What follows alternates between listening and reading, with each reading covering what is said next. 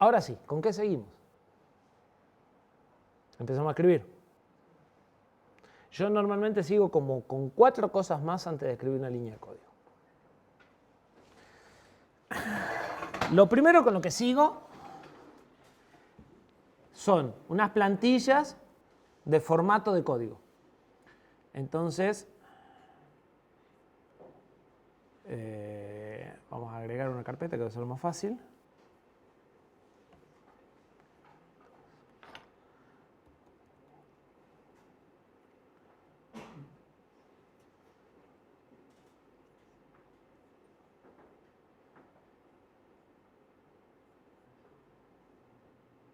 Los archivos H los escribo a partir de esta plantilla, que tiene algo que es muy interesante que empiecen a incluir, que es el copyright del código que escriben. Si el código lo puso todo el mundo, para que lo pueda usar todo el mundo, ustedes tienen que decir que lo puso todo el mundo. Y si no lo puede usar nadie, también es bueno decir, mira, está publicado pero nadie lo puede usar. Entonces, es una buena práctica elegir copyright de código y empezar a poner en cada archivo la marca de copyright de código. ¿Sí? Todo lo que yo hago para la facultad y en el curso y demás tiene licencia MIT, es decir, lo pueden usar para hacer cosas públicas, para hacer cosas privadas, con permiso, sin permiso, no importa. Mientras no me hagan un juicio a mí porque algo no anda, está todo perfecto. ¿Sí? Entonces, está el texto de la licencia, copiado de las plantillas que corresponde, y este identificador que sirve para que los robots de código tengan sin lugar a dudas que eso está bajo licencia MIT. La licencia se deberá poner en cada archivo, más allá de ponerla en el repositorio global como proyecto global. ¿Sí? Pero como ustedes pueden sacar un archivo y usarlo para otra cosa, el disclaimer de licencia debería estar en cada archivo. Y si el código es privado de la empresa de ustedes, debería estar ahí la cabecera de la empresa y decir, este código es de fulano, se escribió en tal año. En el momento que empiecen a escribir el año, se van a empezar a asustar como pasan los años y abren código de hace 5, 6, 10 años. O sea, yo adopté este formato cuando empecé a trabajar en la CIA. Y abro archivos que tienen este formato que ya tienen 9 años o 10. Y tengo mucho código anterior todavía que no tienen ni fecha. ¿Sí? Pero abro archivo y me encuentro con que cumplieron 8 o 9 años. ¿Sí? Entonces, buena práctica. Después lo que tengo es una descripción del archivo Doxygen. Esto hace que este archivo se incluya o sea, que Doxygen tome este archivo como un archivo que tiene documentación y que lo incluya en el indexado. Para eso tiene que estar. Es más, este está viejo, falta una directiva llamada barra-file. Ya lo voy a buscar bien en la plantilla. Y después tiene, dividido en secciones, cada una de las cosas que ustedes pueden declarar en el H en un orden en el cual no deberían de tener problemas de usar cosas antes de definirlas o de declararlas. Entonces, lo primero que se declara son los macros, lo que sigue son los tipos de datos, lo que sigue son las variables, lo que sigue son las funciones y se acaba. Y estas cabeceras son para que este archivo C se pueda compilar en C++ si es que en algún momento deciden cambiar de C a C++ y no tengan que abrir no sé cuántos cientos de archivos para agregarle esas cabeceras. ¿Sí?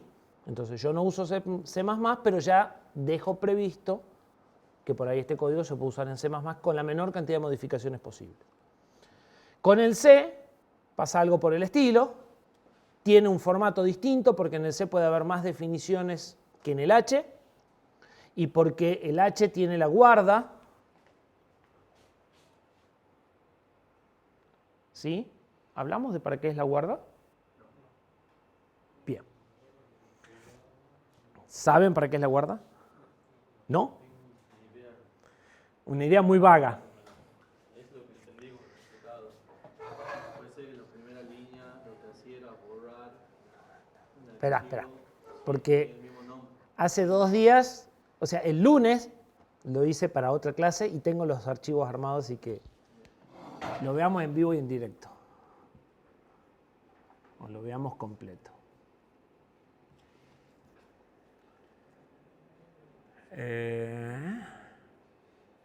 Tenían los los archivos guardados.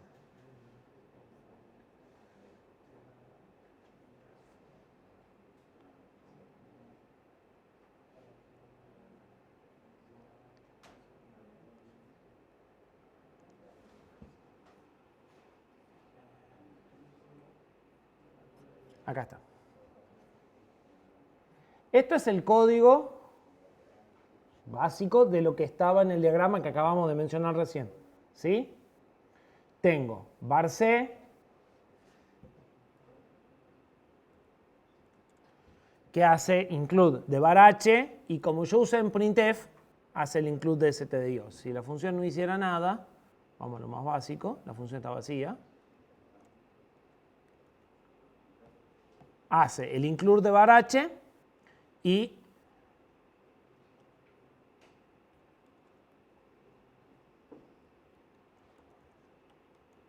entonces, en el h dijimos que se declaraba la función pública. Var es una función pública que yo quiero usar de main, la declaro en el h y la implemento en el c. Con foo, la misma historia.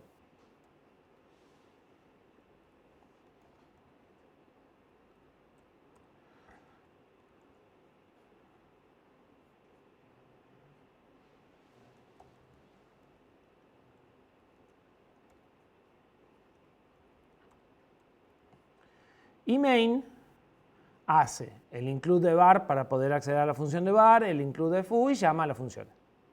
¿Sí? ¿Estamos de acuerdo? Bien. ¿Qué hace el preprocesador cuando tiene que compilar main C?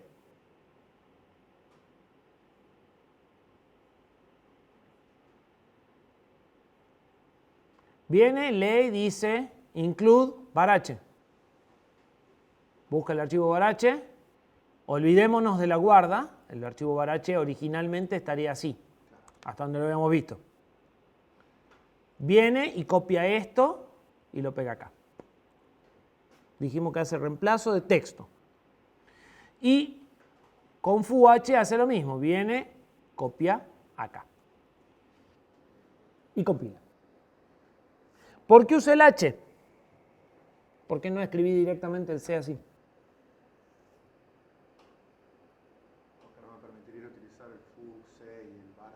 Sí. Sí, me permite. Peor. ¿Qué pasa si yo decido, empiezo a trabajar en foo y digo, ¿sabes qué? Voy a tener que pasarle un parámetro a foo.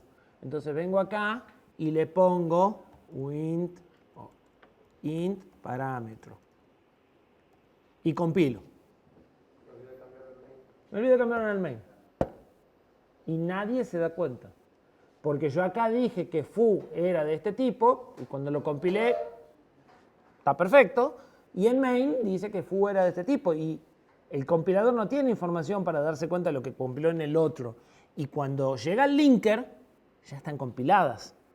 Ya lo único que tengo es la dirección del punto de entrada. Ya uno puso los parámetros de una forma y el otro lo sacó de una forma distinta. ¿Sí? Y eso no anda. Eso no anda porque tengo un puntero accediendo a cualquier lado. No termina de compilar. Normalmente se clava. No, sí compila. Sí. Y depende del desastre que hagas, hasta ejecuta. Seguro los resultados que vos querés no te los da. ¿Sí? Porque si vos llamás a una función que espera un parámetro y no le pasás un parámetro, seguro no da el resultado. Si es algo como esto que recibe un int, lo que sucede es que el parámetro se pasa en un registro. Vos no le das valor al registro y la función va y lee el valor de un registro que tiene cualquier cosa, pero prohibido no está. Entonces, no anda, no da el resultado que vos esperás, no se cuelga, no produce violaciones de memoria ni nada por el estilo, y vos te volvés loco un buen rato buscando qué es lo que hiciste mal. ¿Sí? Y debugueás y la variable dice, o sea, si no empezás a leer con cuidado, la variable que vos pensás que le está pasando por parámetro tiene el valor y cuando llegás no tiene el valor y no sabes por qué. ¿Sí? Ese es el resultado habitual. ¿Sí? Si yo lo pongo en el h, si yo hago esto y uso la buena práctica que habíamos recomendado, cuando yo compilo el var_c, traigo la definición del H. Y queda así. Y en el main queda así. Si yo toco la implementación acá, la implementación no coincide con la declaración. Y sí tengo un warning, de hecho tengo un error, porque dice, no, pará, vos ya declaraste la función, la declaraste de esta forma y ahora la estás implementando. Cuando yo implemento no tengo obligación de declarar, pero si declaro, tienen que coincidir. Entonces, el H sirve para escribir en un solo lugar la declaración. Y si la implementación no coincide, obtengo un warning, por lo cual siempre incluyo mi propio H en el C, como una forma de asegurarme que todo lo que declaré lo implemento exactamente igual, y también lo incluyo en las que la usan para que la puedan usar. ¿Se entiende? Es simplemente para que no haya posibilidad de escribirlo de dos formas distintas. Esa es la función de los archivos H. ¿Sí? ¿Qué pongo ahí? Lo que le interesa a lo que lo van a usar. Lo que no le interesa a lo que lo van a usar lo guardo directamente en el C porque no es compartido, no hay forma de que me equivoque en principio. ¿Sí? Ahora, ¿qué pasa si, o sea, hasta aquí todo anda? Porque yo copio los dos include, compilo y eso funciona perfecto. Pero ¿qué pasa si aparece un tercer H, como por ejemplo este, que declara un tipo de datos? Una estructura, un puntero, un enum, lo que sea. Y este tipo de datos lo usan las funciones de var y las funciones de foo al mismo tiempo. Y como quiero que el tipo de datos sea coherente, porque por ejemplo estos son los datos de un alumno y siempre quiero tener los mismos datos del mismo alumno, también lo escribo en un solo lugar, porque siempre puedo copiar y pegar en NC, en archivos C distintos, ¿no? O sea, copiar y pegar en los archivos siempre funciona. De hecho, es lo que hace el preprocesador. El preprocesador está para que yo no copie y pegue, para que escriba en un solo lugar y no tenga problemas de consistencia. Si ustedes escriben algo en dos lugares, seguro, en algún momento, un lugar dice una cosa y otro lugar dice una cosa distinta. Es inevitable. Entonces, ¿qué pasa si la función var recibe un parámetro de esto y la función foo también recibe un parámetro de esto? Lo van a pegar dos veces, ¿lo ven? Porque yo voy a tener que hacer el include de datos en el H, porque como esto utiliza alumno T, lo tengo que tener definido antes. Entonces tengo que hacer acá el include de datos.h.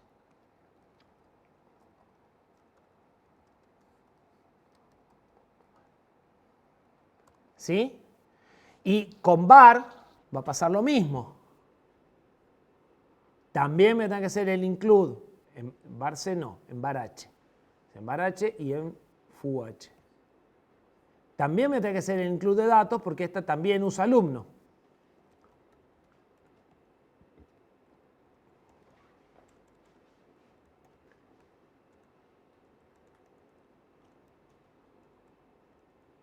Ahora, cuando en main yo copio y pegue var, voy a traer todo esto.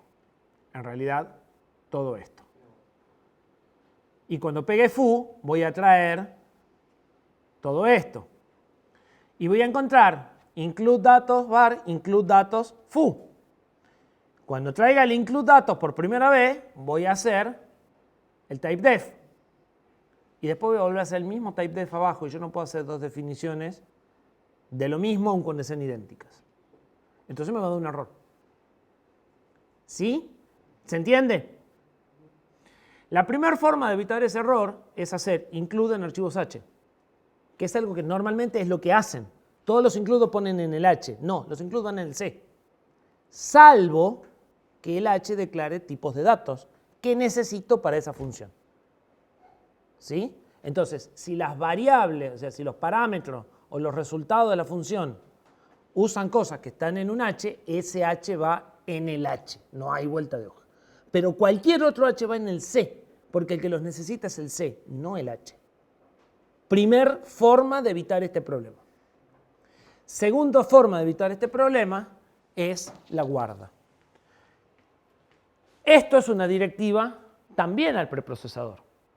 Y le dice que si no está definido este símbolo, todo el texto que va desde aquí hasta aquí se compile. Si este símbolo está definido, todo este texto se suprime. ¿Sí? Entonces, ¿qué sucede? Cuando ustedes pegan esto por primera vez, este símbolo no está definido. Hacen un define. De acá para abajo está definido. Y ponen todo el texto. Cuando vuelve a aparecer, ahora sí está definido. Entonces, desde aquí hasta aquí, que es el total del archivo, se suprime. El mismo preprocesador lo suprime. Este símbolo es un nombre totalmente arbitrario con tal de que sepa de que es único por archivo. Sirve para saber que ese archivo ya lo incluye una vez y no lo incluya por segunda vez. Normalmente es el nombre del archivo, ¿sí? Con un guión bajo adelante, un guión bajo atrás y en mayúsculas porque en general las cosas constantes en C se escriben en mayúsculas, ¿sí? Pero usted puede poner el nombre que quieran, ¿sí? Hay 2 o 3 patrones, lo bueno es que sean más o menos consistentes, porque eso también les puede permitir saber si hay un archivo incluido o no. Ustedes pueden poner un includa dentro de un if-def, y eso les permitiría que en función de un parámetro del compilador incluyan o no un archivo. O sea, se pueden hacer cosas medias locas con el preprocesador. No, segmentos de código es bastante habitual. El if-def sirve para incluir segmentos de código. O sea, vos podés decir, si estoy compilando para esta placa, va a esta función. Y si estoy compilando para esta otra placa, va a este pedazo de código. Para eso sirve el if-def o el if-endef, que es el contrario. ¿Sí? Pero vos además podés hacer todo el include de un archivo. O sea, el archivo puede estar incluido o no en función de un define que podés pasar por comando cuando estás compilando. Cuando vos pones GCC podés poner -d y mandar un define. Y con ese define controlar si incluís un archivo, si incluís otro, decirle qué archivo querés incluir. Van a hacer cosas bien rebuscadas. O sea, con esa sustitución de textos van a hacer cosas locas. Entonces vos podés decir, si está definido esto, estoy compilando para tal cosa o estoy en tal escenario. ¿Cómo se utiliza? Se usa mucho cuando trabajás en multiplataformas. O sea, cuando vos querés que el mismo proyecto compile para A, para B, para C, para D, y son distintas plataformas de hardware. O sea, lo que yo les decía, fuimos tomando micros nuevos, cambiando el diseño de la placa, pero le queremos seguir dando soporte a la placa vieja, entonces compilo para la placa 1, para la placa 2, pero la placa 2 tiene 3 entradas más que la placa 1, y bueno, ese tipo de cosas se manejan con un define, para decir estoy en la placa 1, en la 2, en la 3, y después empezás. If placa igual a 1, bueno, estas son las entradas. Si no, placa igual a 2, estas son las entradas, o uso este archivo de definiciones, o incluso compilo esta carpeta o esta otra carpeta, y tengo 2 archivos C, este para la placa 1 y este para la placa 2. ¿Sí? O sea, son todas cosas que pueden hacer cuando ustedes controlan el proceso de compilación. Estamos por preguntar algo. No, yo te voy a preguntar si lo mismo no se incluye por el tema de var H, porque ahí estás preguntando por var H, no por datos H. Pero no, en datos H debe haber puesto la guarda también. Esa es la guarda que evita que se repita, ¿no? Sí, acá está mal escrito. Acá debería decir datos, porque lo que va es el nombre del propio archivo. Si el archivo se llama datos H, claro, el símbolo... Está en var H también. Claro, datos también lo tiene. Claro, no, yo me confundí. En datos H debe estar la guarda. Esa es la que realmente importa, claro, en este esa caso. Es la que evita que se repita datos H cuando reemplaza var H. Exactamente. Pero, ¿qué haces? Pones la guarda en todo para evitar problemas. Así no, o sea, si vos no declarás tipo de datos, podrías no poner la guarda. Pero como nunca sabes cuándo vas a agregar un tipo de datos y cuándo alguien más la va a enlazar por alguna razón, como buena práctica general, siempre va el archivo, siempre va el símbolo de guarda. ¿Sí? Y eso es lo que se llama guarda. Es para, o sea, lo que guarda es que si le incluís 2 veces, no tengas un error. Entonces, normalmente o sea, una vez que aprendiste todas estas cosas, generalmente por copia, porque ya alguien lo hizo y vos decís esto para qué sirve y lo copiás, es una buena idea armar una plantilla. Es decir, todo mi código va a ir con esta plantilla. ¿Sí? Entonces, no tengo que pensar esas cosas, las pienso una sola vez y después simplemente copio y pego y ya sé que me ahorro un montón de problemas. Entonces,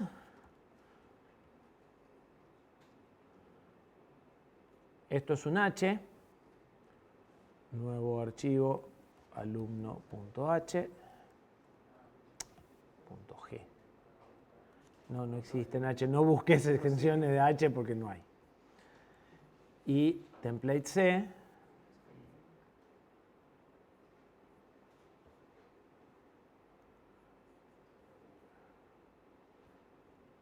alumno C y main C.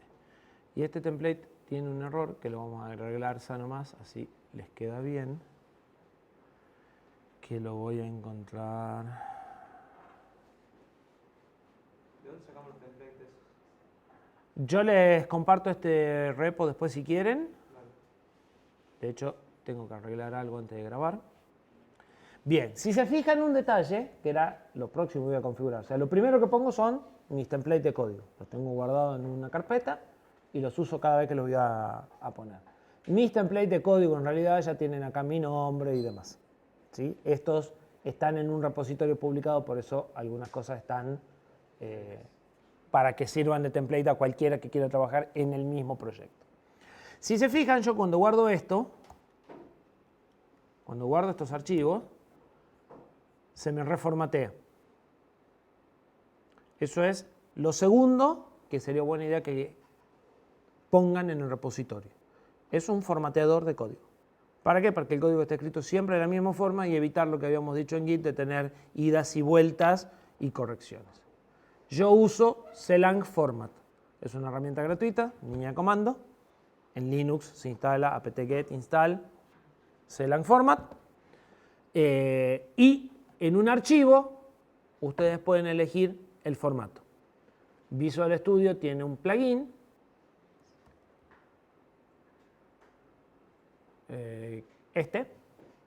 que hace que cada vez que guarde un archivo, lo reformatee automáticamente. Con eso no hace falta agregar el... Con eso no hace falta pensar ni el identado, ni el tabulador, ni nada. No, ¿Sí? digo, con el plugin ya no hace falta entrar el... Sí, porque el plugin llama a la herramienta de línea de comando. Bien. Si mal no recuerdo. Yo tengo instalada la herramienta de línea de comando seguro, porque después, eso, el tercero, va a ser lo mismo cada vez que haga un commit. Entonces, cada vez que haga un commit, también se formatea el código, para estar seguro que lo que mando al repositorio está bien, sin importar qué editor usás. ¿Sí? Entonces, este archivo de formato tiene un formato de base, hay 6 formatos distintos que soporta el LLVM, pueden elegir el que más les guste, con llave arriba, con llave abajo. Se fijan, clang format está desarrollado por el LLVM y el formato que yo uso es el mismo que usarían ellos, con todas estas modificaciones. Que no use tabulador, que use 4 espacios de identado, que ponga las llaves siempre a continuación y un par de opciones, ¿sí? Que fui seteando en su momento. Entonces copio este archivo al repositorio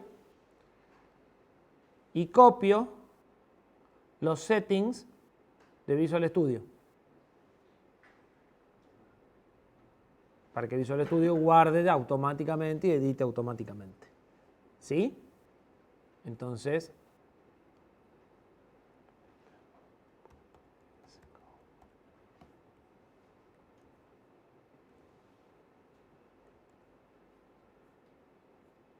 si yo ahora guardo, ya no se trunca, porque una de las cosas que le dije es que el código sea más ancho que 80 caracteres.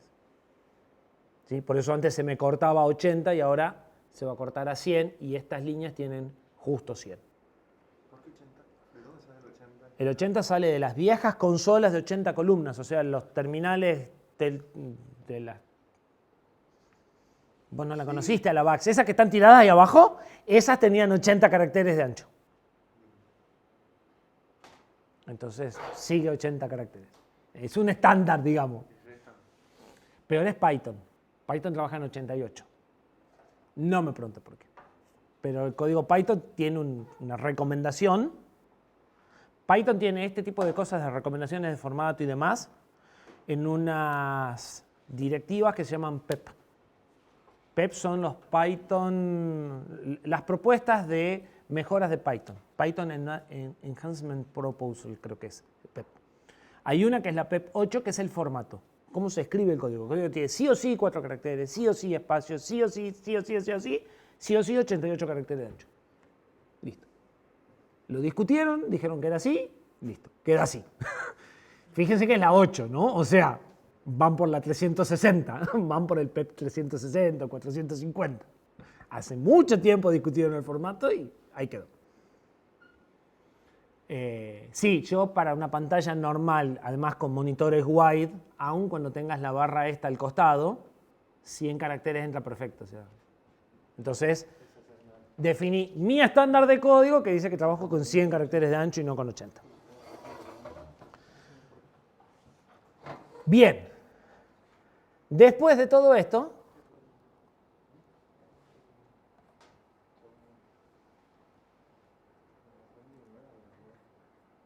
quedaría volver a pegar el H.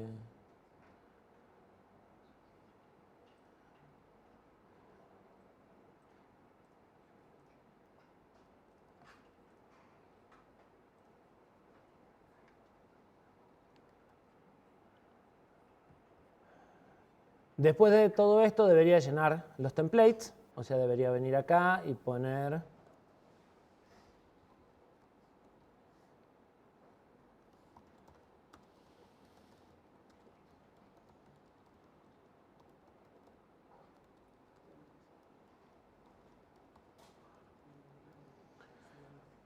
template no, el archivo se llama alumno H, por lo tanto será alumno H.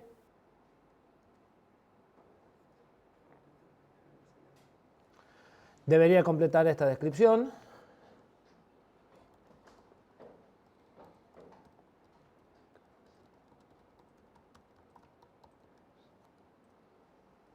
La full la vamos a sacar.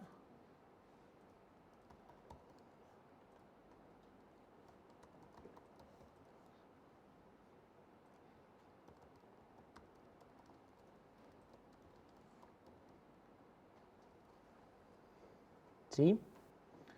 En el C vamos básicamente con lo mismo, entonces copiamos y pegamos.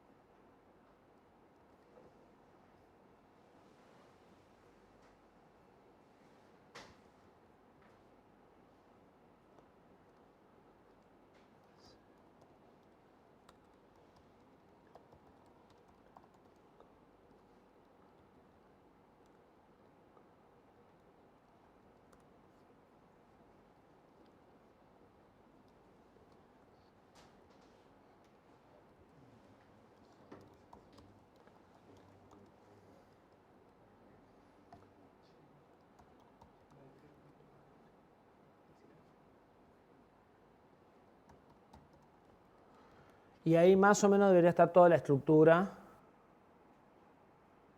completa. Si es que no me pifié en algo. Main C tiene que incluir alumno H porque iba a usar las funciones. Alumno H tiene la guarda. Tiene la definición de la documentación del archivo como tal. Después iremos documentando las funciones. Y alumno C incluye también alumno H y tiene la guarda y la declaración. No me faltaría. Están todos con copyright. Está todo listo. ¿Sí? Recién ahora voy a empezar a escribir código. ¿Sí? En general, si no hacen esto al inicio, no lo hacen nunca. Es así de simple. Entonces, ¿tenés a mano el PDF? ¿Cuál? El del enunciado. Si no, lo busco en la... Vamos a empezar a tratar de implementar lo que pedía que implementemos. ¿El TP2? El TP2. Sí. ¿En algún lado vas a dejar el archivo para que saque más plantillas y todo eso? Sí, lo puedo subir a un repositorio también. Claro. Para que... Si total yo me voy a fijar que ustedes hayan hecho varios commits y la fecha de los commits. A ver, parte de esto es buscar modelos. Este es uno. Busquen ustedes después por su cuenta lo que más les guste y adoptar modelos. O sea, esto yo no lo inventé. Alguien me dijo, se hace así, lo probé y dije, tiene razón, se hace así. O sea, algunas de estas cosas se inventaron hace 45 años, 50 años, 60 años. O sea, algunas de estas cosas están en políticas de escritura de código del año 70 o del año 80. Entonces, no son mérito de nadie. Simplemente, es decir, es mostrar una forma de trabajo y decir, esto me gusta, esto no me gusta. ¿Sí? Ir armando su propia forma de trabajo organizada. Pero para eso tienen que ver formas de trabajo y a veces no es fácil que alguien les muestre formas de trabajo internas. O sea, tienen que pasar por varias empresas. La idea es una primera forma de trabajo, por lo menos, antes de que empiecen a trabajar en una empresa. El primero era hacer el makefile. Sí, ya está el makefile. Sí, falta el makeall. No, está, mira. Default go al all. Operación eco. Ah, tiene razón. Bien. Acá falta el comando, que es gcc menos o app.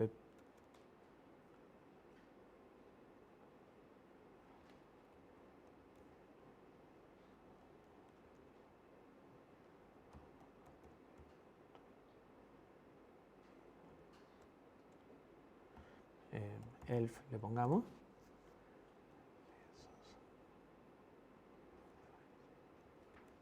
Y veamos si anda. Algo no le gusta. Bien, sí, no le gusta que hay una referencia implícita que se llama main que no puse. Entonces, en la implementación de funciones públicas, porque main es una función pública, int main void.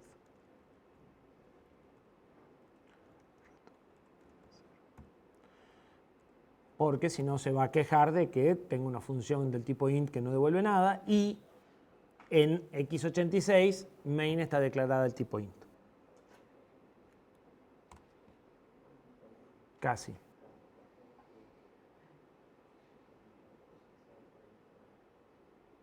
Bien. ¿Qué le duele?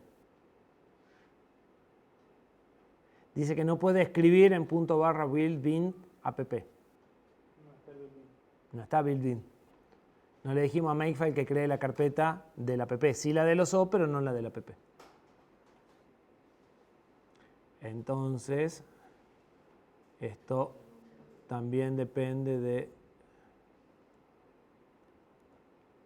igual que antes, y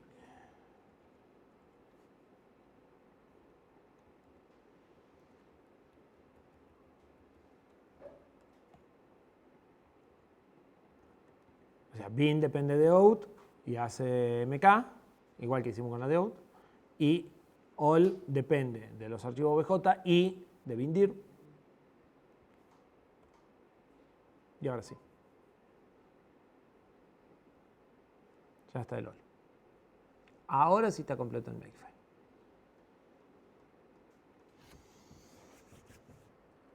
¿Está claro? Eso estaba en la trampa. ¿Qué repito? Desde marzo hasta ahora todo.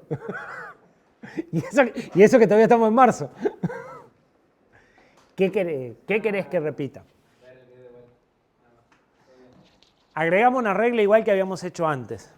Este directorio depende del directorio padre y si no está, lo crea con mk. Y para hacer all, además de tener los archivos ya compilados, necesito el directorio de destino. Entonces eso hace que como no estaba creada la carpeta, ejecute esta regla para crear primero la carpeta, la primera vez, y después recién compile. Y esto es el comando de GCC, eso tenés que en el manual de GCC cómo se compila, ¿no? O sea, ¿Y por qué se borró lo que había antes en all? nunca lo habíamos puesto, no llegamos a terminar all. ¿Por qué borraste No, el eso era eco? eco. Ah, el eco era para ver los contenidos de las variables para que nos mostrara en la consola las listas de archivos mientras íbamos viendo cómo se hacía. ¿Sí? Pero eran basura, era para poder ir viendo el contenido de las variables mientras estábamos debugueando el Makefile. ¿Sí? Todo el código fuente .6.h en la carpeta src. Está. El ejecutable en la carpeta build-bin y los está. objetos bin-obj. Sí. El programa principal compuesto solo por la función main. También está. En el archivo main.c. El programa mostrará por pantalla los datos del alumno en formato JSON. Ya vamos a llegar a eso. Vamos a empezar por alumno. Eso es el siguiente, digamos. Claro. En un módulo alumno se definirá un tipo de dato correspondiente, una estructura con la información personal de un alumno, nombre, apellido y documento. Perfecto. ¿Quién me dicta? ¿Dónde y qué? ¿Por qué está la carpeta .h dentro del SRC? No, no está la carpeta .h. Porque yo decidí poner los H y los C juntos. Si los querés poner en dos carpetas, no pasa nada. Hay que modificar, o sea, si lo pones en una carpeta inc, si haces esto, por ejemplo, cuando en el archivo C, o sea, acá, no va a encontrar alumno H. Entonces, tenés dos opciones. La fea o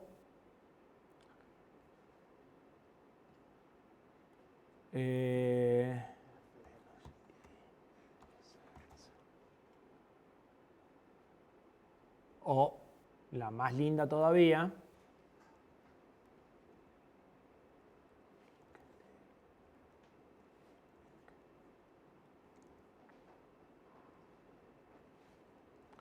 el parámetro "-i" sirve para decirle al compilador dónde buscar archivos de include. Me lleva una ruta. Entonces, le digo que los quiero buscar en inc, ¿sí? Y entonces tengo que modificar la regla de compilación para decirle a los include, buscarlos en la carpeta inc, porque si no, no los vas a encontrar. Si hicimos todo bien,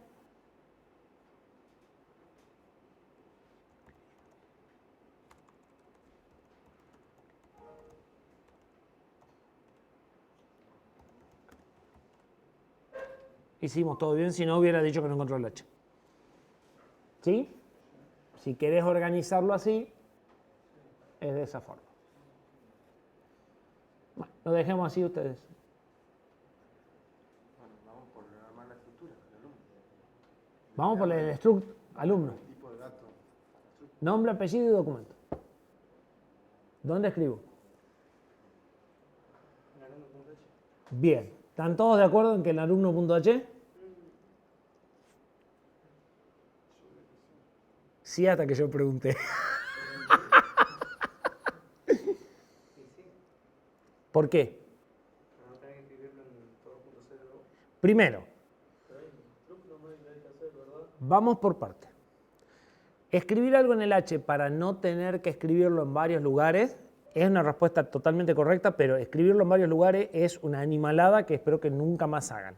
¿Sí? O sea, no se escribe el mismo código dos veces. Nunca. Para eso usamos el H. ¿Estamos de acuerdo? ¿Por qué lo tendría que escribir en dos lugares? Porque es lo que le voy a pasar de parámetro a la función serializar. Entonces, los datos los voy a tener en el main y se los voy a pasar a la función serializar para que me los transforme. Lo voy a usar en dos lugares, si lo voy a usar en dos lugares y lo voy a escribir en uno solo, tiene que estar en un H. No hay otro lugar donde ponerlo. ¿Sí? Ahora, si lo voy a usar en un solo lugar, lo voy a usar en un C, lo puedo poner en ese mismo C. Pero eso cuando lo voy a usar en un solo lugar. Si lo voy a usar en más de un lugar, va en un H. ¿Sí? Pero si fuera algo interno, estaría en la Si fuera algo interno, si se fijan acá, tengo macros internos, tipos de datos internos, variables internas, funciones internas. Puedo tener todo interno. ¿Sí? Porque a la larga lo que compilo es siempre un C. Lo que estaba en el H lo traje a este C y lo traigo a otro C. Pero Lo podría haber puesto en el C de entrada. ¿Qué pongo en el C? Lo que voy a usar una sola vez. ¿Qué pongo en el H? Lo que voy a usar más de una vez. ¿Sí? Entonces va en alumno H. Perfecto. En la sección de declaración de tipos de datos. ¿Y qué escribo? Extract. El nombre, alumno-s. Alumno-S.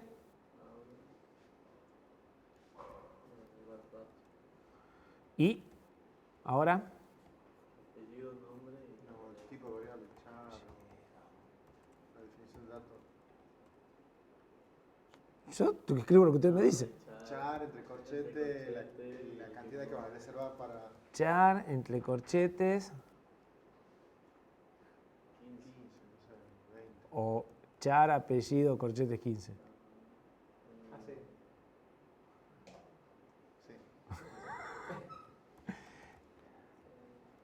Supongamos que con 15 alcanza, es medio pijotero, pero no importa. No, con 15 no va a alcanzar. 30.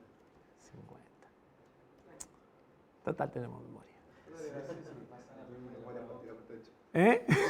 Estamos discutiendo por 40 bytes en una máquina que tiene Sí. Boni, de 32. un int. 28.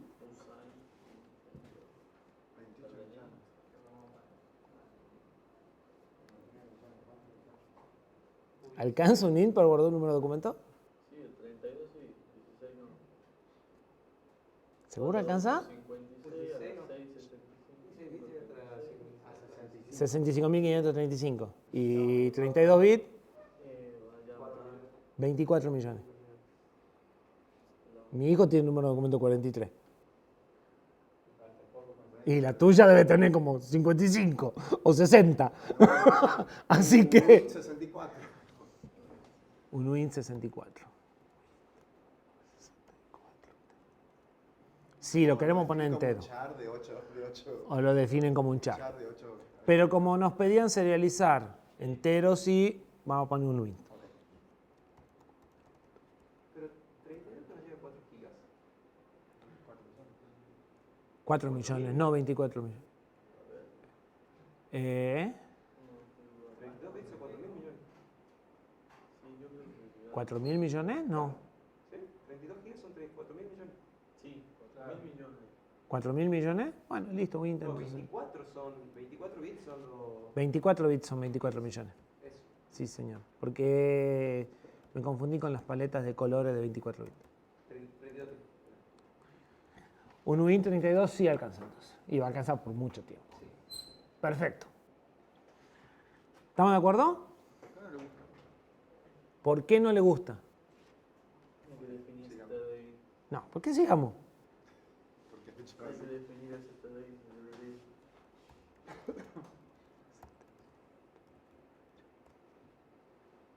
¿Cuándo va entre Alguien en algún momento tenía que hacer esa y pregunta. cuándo entre mayor y menor? En realidad, ¿cuál es la diferencia? Cuando pones mayor y menor, primero se buscan los paths del sistema y después se buscan los paths que vos pasaste con los parámetros menos i.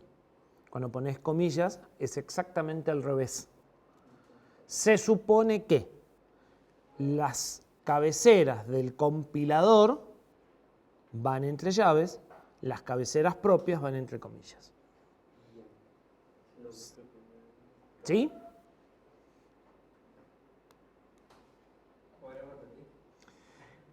Cuando pones llaves, como en este caso, o sea, cuando pones mayor menor, se busca primero en las paths de búsqueda definidos por el propio compilador.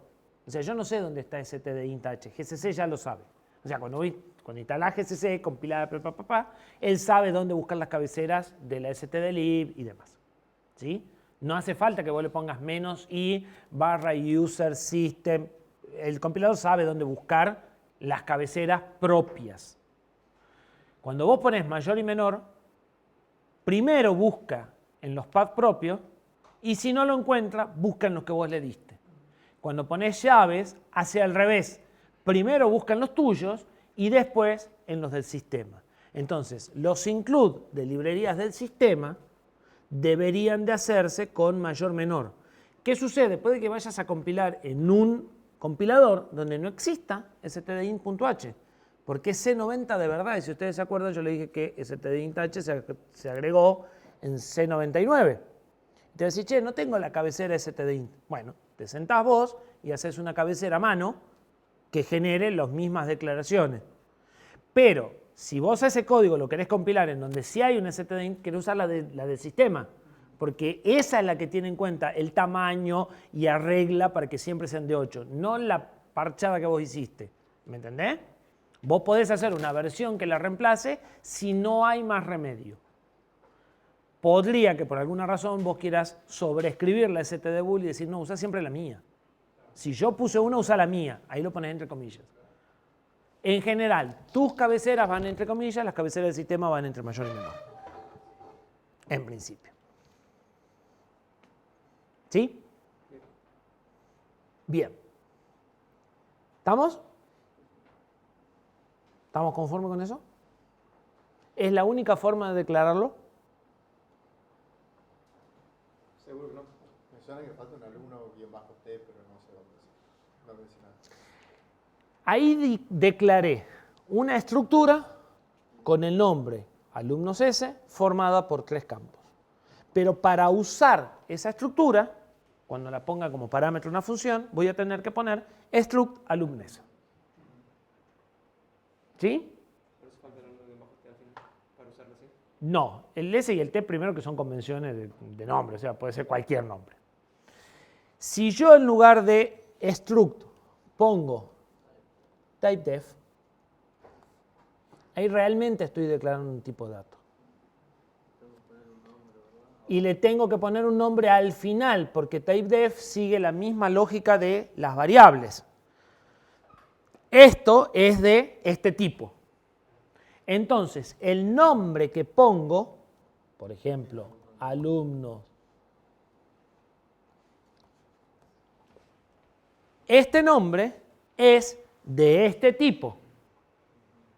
Entonces, alumno S ahora es un tipo de datos equivalente a una estructura sin nombre, la estructura no tiene nombre, pero no me importa, formada por los mismos 3 campos. Pero ahora, como esto es un tipo de datos, ya pongo alumno S. O T, si prefieren que como es un typedef, le pongan la T al final. ¿Sí? Y podrían hacer las dos cosas.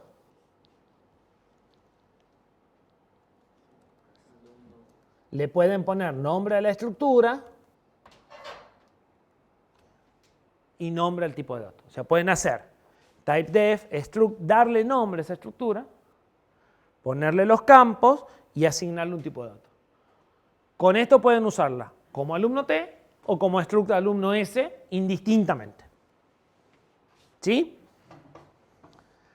Queda claro el typedef y el struct, que era una de las cosas que estaban pendientes de las diapositivas. Hora de pausa. ¿O seguimos? No, hagamos una pausa.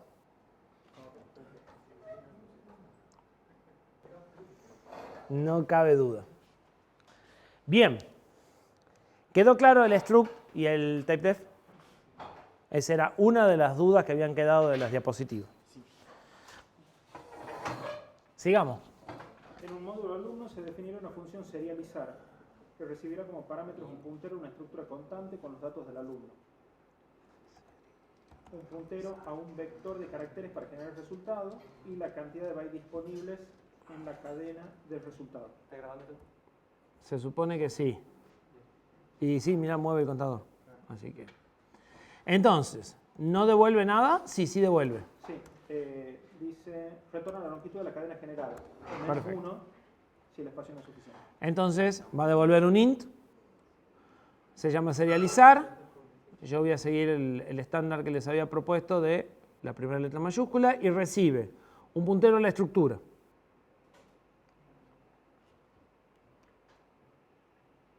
¿Qué escribo?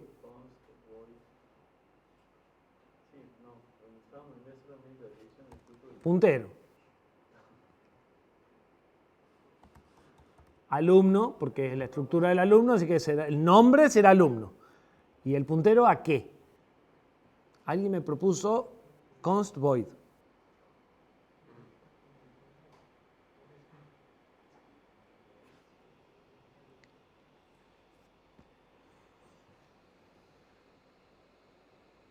¿Un puntero a qué?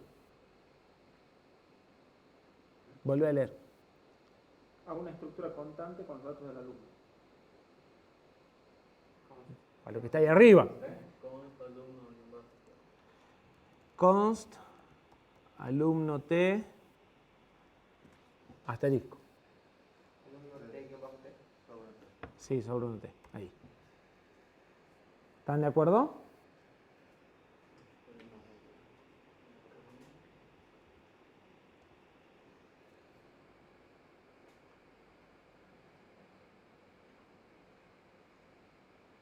¿No?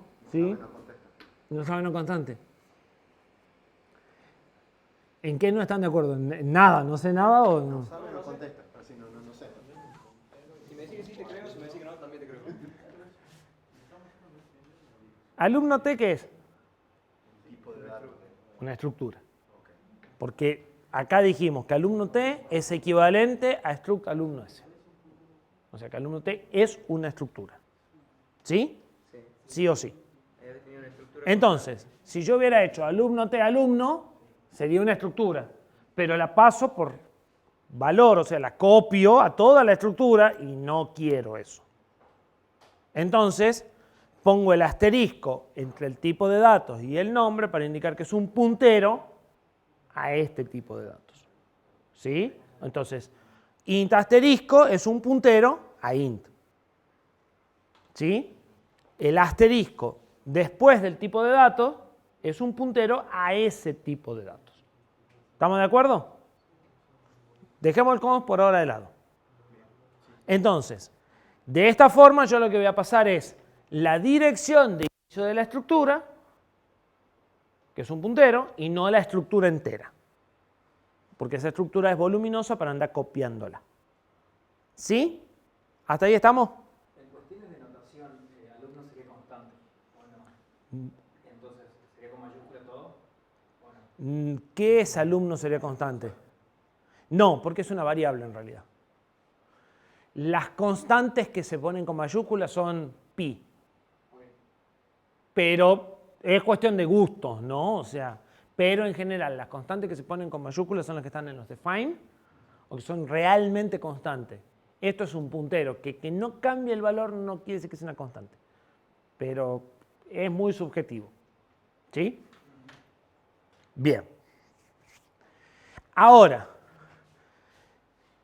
yo voy a tomar datos de esta estructura y no voy a cambiar nada en la estructura, voy a cambiarlo en la cadena de resultado que viene a continuación, que todavía no la puse. Solo voy a leer. Si solo voy a leer, la marco como const para indicar que no voy a tocar el contenido de la estructura y que si la estructura está en una memoria no volátil, a mí no me molesta. Puedo trabajar perfectamente, pero yo no voy a escribir en la estructura. ¿Sí? Para eso agrego el const del lado de la estructura. Porque si pongo el const del lado de la variable, el que es constante es el puntero. Y yo lo que quiero marcar que es constante es el área de memoria señalada por el puntero, que es la estructura. Entonces el const va de este lado del asterisco, antes o después del alumno, no importa. O sea, puede ser const alumno o alumno const, pero va del lado. O sea, se lee al revés, igual que cuando declaramos las variables en C. Entonces, la estructura alumno es constante y esto es un puntero a todo eso. ¿Sí? Yo podría haber puesto todo esto acá y decir que alumno T es un puntero a la estructura y es constante, siguiendo la misma sintaxis. Si yo acá pongo const asterisco en el medio, ahora alumno T es un tipo de datos que no es una estructura, es un puntero a una estructura y esa estructura es constante, no se puede escribir nunca, no en esta función, nunca, ni siquiera para dar los valores iniciales, o sea, solo si lo hago de determinada forma. ¿Sí? Con lo cual poner el const acá puede ser un problema. Habría que hardcodear los datos. Pero para algunas cosas me puede interesar. Lo vamos a usar para otras cosas. ¿Sí? ¿Cuál usan? El que quieran, en función de lo que quieren hacer. O sea, lo más importante de esto es que entiendan que es cada uno de los componentes y después los usan como ustedes quieran. ¿Sí? Pueden declarar. Yo normalmente lo que hago es esto.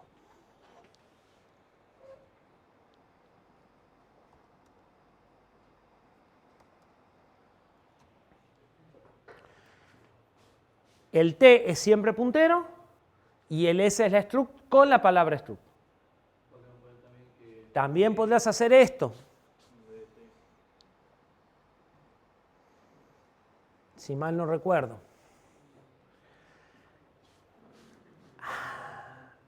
Sí, se quejaron. Sí se quejó.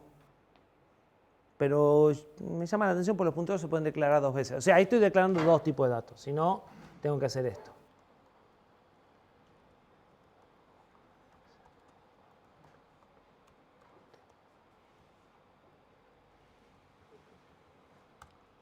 Entonces, alumno S es un struct sin la palabra struct. Y alumno T es un puntero a el struct de alumno S. ¿Sí? Pero me saco la palabra struct de por medio. Y los punteros se pueden definir abreviadamente. Entonces, por eso en algunos casos se puede poner acá incluso el puntero y T. Entonces definís el S para el struct y el puntero y el T para el puntero en un solo renglón. Y si no, lo puede hacer en varios renglones. ¿Sí? ¿Cuál usen? El que más les guste, el que más claro les resulte además. Como siempre en las estructuras, o sea, como casi siempre en las estructuras las usamos con punteros, yo por eso suelo directamente hacer esto. ¿Sí?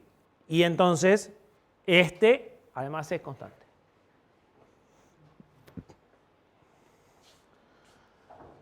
¿Dudas?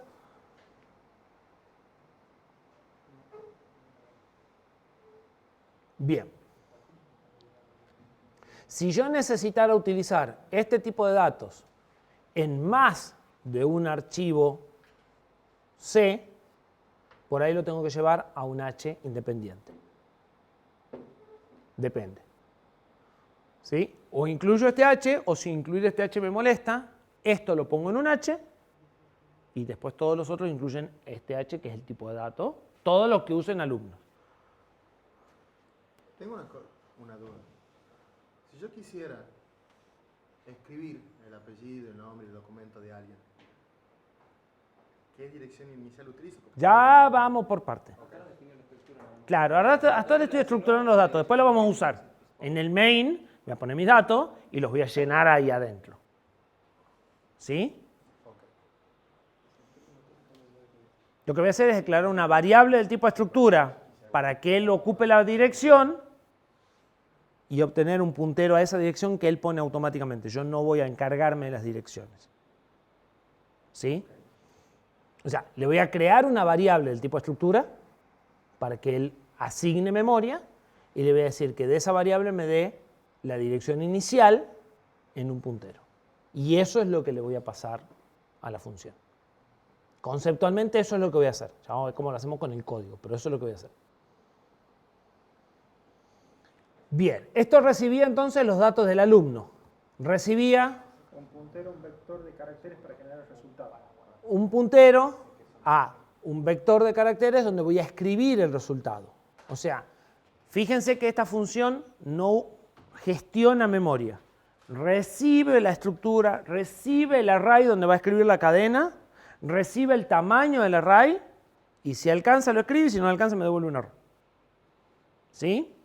Las variables del alumno y de la cadena las tiene que gestionar main. Yo lo que hago es sacar los datos acá y ponerlos acá.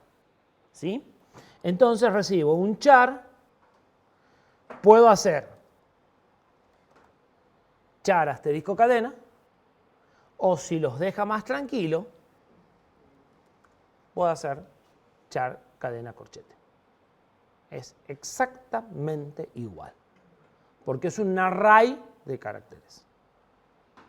Y un array es un puntero, el primer elemento. Entonces, el que menos les quita el sueño, ese usan. ¿Sí? Cuando empiezan a lidiar con los punteros, los corchetes suelen provocar menos pánicos que el asterisco. Entonces, vamos por cadena corchete. Y como yo acá puedo poner 8, pero en realidad no hay forma de saber si después le estoy pasando una cadena de 8. Entonces no tiene ningún sentido poner ahí algo. Tengo que pasar en una variable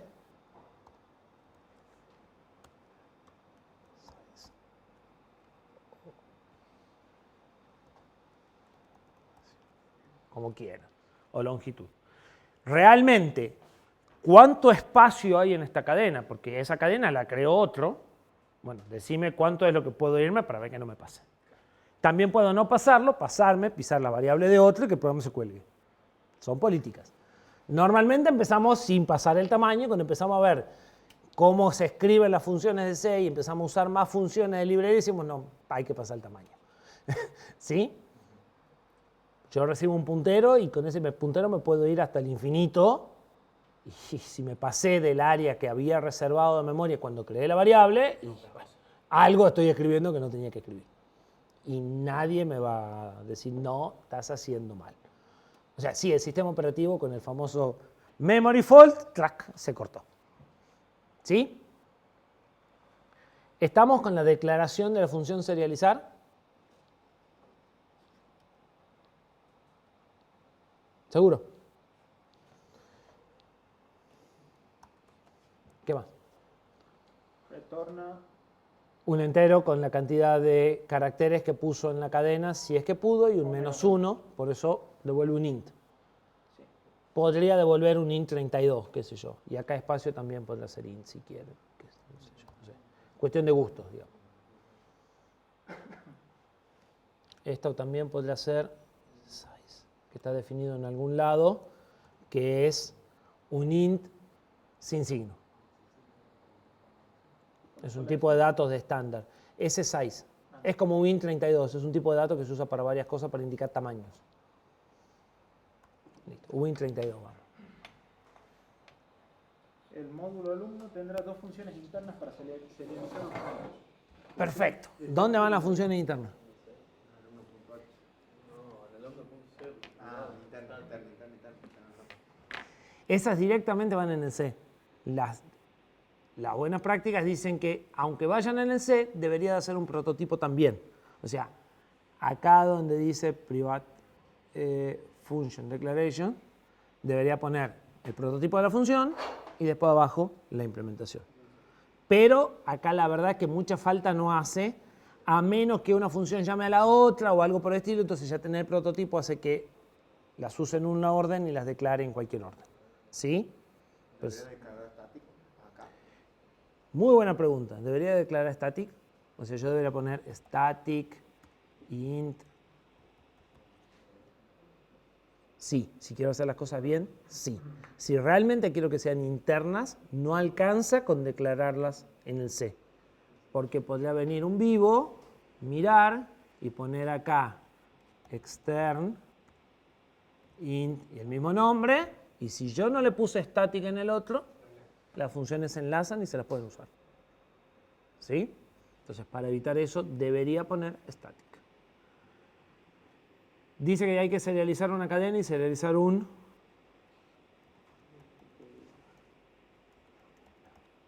Dos funciones internas, campo de texto y numéricos. Serializar campo de texto y numéricos.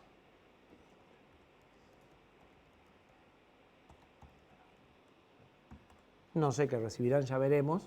Por ahora vamos dándole forma. Y sin lugar a dudas, acá en la declaración, la implementación de funciones privadas, voy a tener estas dos.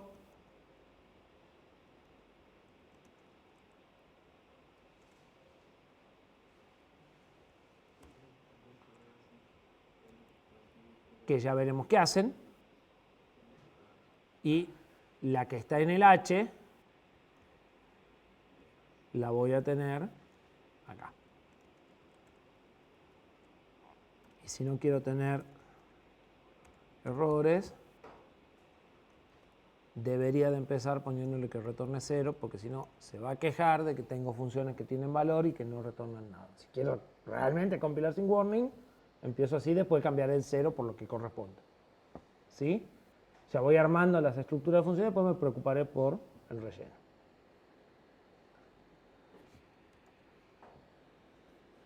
¿Qué más? Bueno, había quedado colgado. El programa principal el programa principal mostrará por pantalla los datos del alumno en formato JSON utilizando la función serializar del módulo alumno. Bien. Entonces hagamos un ejercicio. Usemos la función serializar, aunque no sepamos cómo está implementada. Fíjense que yo tengo el prototipo, o sea, ya sé qué parámetros le tengo que pasar. Yo podría escribir el main completo, aunque la función no haga nada. Y si de hecho este programa fuera grande y lo van a escribir dos personas, uno escribirá el main y el otro escribirá la función. Si ya se pusieron de acuerdo en qué es la cadena JSON y en cómo funcionan los parámetros, bueno, el que escribe el main no sabe cómo hacer la función y el que escribe la función no sabe cómo llama el main. ¿Estamos de acuerdo? Bueno, ¿cómo hago para poner mis datos? Suponiendo que yo fuera el alumno. Bueno, lo primero que tengo que hacer es poner mis datos. Después tengo que declarar una cadena, después tengo que llamar a serializar para que me pongan mis datos en la cadena y después hacer un printf. Eso es lo que tiene que hacer main. ¿Estamos de acuerdo?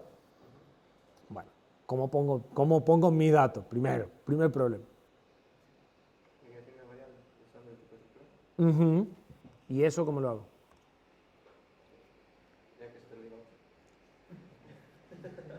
Con esa declaración que tengo, ¿cómo lo hago?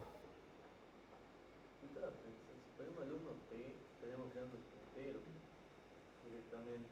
Pues, Y el puntero no es la estructura. Bien. Problema habitual. El puntero no es la estructura. Igual van a meter la pata aquí 300.000 veces con eso, pero ya por lo menos lo tenemos claro. Todo el mundo tiene claro que el puntero no es la estructura. O sea, si yo declaro una variable tipo alumno T, ocupa 4 bytes. Porque es la dirección de memoria. Y yo acá lo que necesito son 104 bytes para la estructura. Entonces, extract alumno-s, igual ponemos el nombre.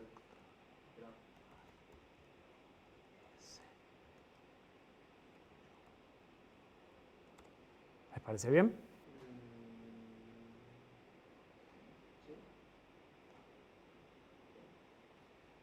¿Queda claro? Yo es el nombre de la variable, struct alumno s es el tipo de datos, ¿sí? Y entonces yo ahí puedo hacer yo punto apellido, supongamos, no se puede hacer esto, creo que está claro, ¿no? Es C, no es ni Java, ni Python, no puedo asignar un array de esa forma. ¿Sí, no? No, array saben asignar. No puedo asignar un array con igual en C. Bien. Está claro para todo el mundo. Tengo que copiar uno a uno los caracteres de Volentini en lo que corresponde.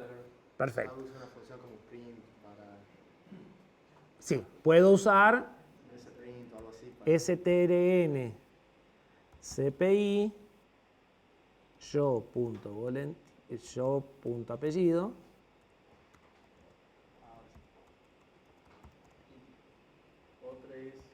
y si lo quiero hacer bien debería usar strncncpi y poner acá Entonces también está SN Sprint en análogo. sí, pero hay una diferencia. Esa es la forma de hacer correctamente lo que quería hacer. strncpi copia un string indicándole el tamaño disponible en el string de destino para evitar que desborde. Y recibe el string origen, el puntero de destino y el tamaño disponible en el string de destino. Y el tamaño disponible en el string de destino es el size of o el tamaño del campo apellido en la variable yo. ¿Sí? Y si no me equivoco, acá también se puede hacer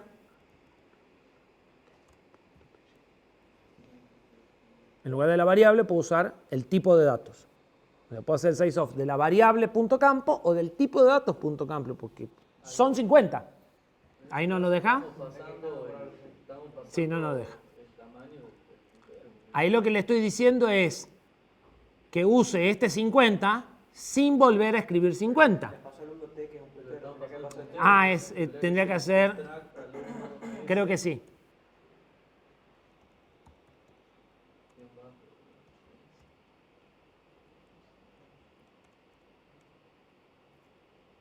Creo que es ahí. No estoy seguro si se puede de esa forma. Hay un operador para decirle el tamaño de una estructura. O sea, hay algo como sizeof, creo que se llama sizeof_member, y le pones alumno S y apellido y te devuelve el tamaño. Creo que no se hace con sizeof exactamente, pero se puede usar el tipo de dato. Y si no, se usa la variable. Eso sí se puede. O sea, yo.apellido es 50. Alternativa.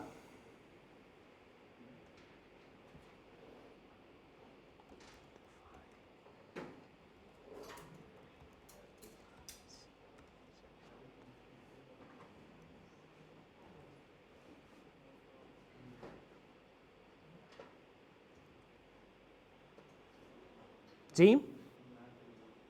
Y, a decir verdad, si quieren usar buenas prácticas, hay una buena práctica que dice que no tienen que haber constantes mágicas. Las constantes mágicas son el 50. ¿Por qué 50? ¿Qué sé yo? Este 50, ¿debe ser igual a este 50? Bueno, si ustedes usan un define, todo eso se resuelve. Si estos dos tienen que tener el mismo tamaño, entonces ustedes acá harán un field size.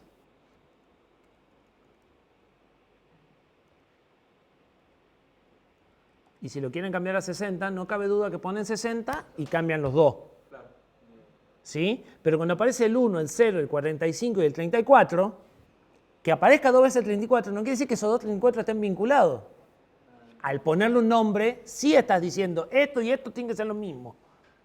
¿Sí? Entonces, este tipo de constantes, que en realidad no son más que reemplazar texto, o sea, desde el punto de vista del compilador es exactamente lo mismo que lo que teníamos antes, porque viene y pega el 50 acá, pero desde el punto de vista de lo que yo leo no es lo mismo. Uno me está diciendo, sin lugar a dudas, los dos campos tienen el mismo tamaño. ¿Sí? Y de todas formas, yo particularmente, en el C seguiré usando el sizeof. Porque si decido que estos tengan tamaños distintos y cambio estos define, el sizeof es realmente lo que quiero, el sizeof del campo. Mientras que si uso el define, por ahí me quedé con el define que no era, o tengo que ir y cambiar en más lugares. ¿Sí? Pero el sizeof a la hora de compilar no... El sizeof a la hora de compilar viene, lee el H y calcula el tamaño a partir de este array. Pero lo hace él. Es del compilador, no es del... Es del compilador. Es del compilador. ¿Sí? Sizeof es una función del compilador. Entonces, yo particularmente siempre uso sizeof. O sea, el micro O va a sea, tener más tiempo ejecutando. Claro, no es que el micro va... No. Viene, se fija. O sea, lo que sucede es que vos pegás el 50 acá, el sizeof se dice, ese campo yo sé que tengo que reservar 50 caracteres y pega él el 50, pero cuando se compila sigue siendo 50. La constante es 50. ¿Sí? Exactamente igual. ¿Cortamos acá?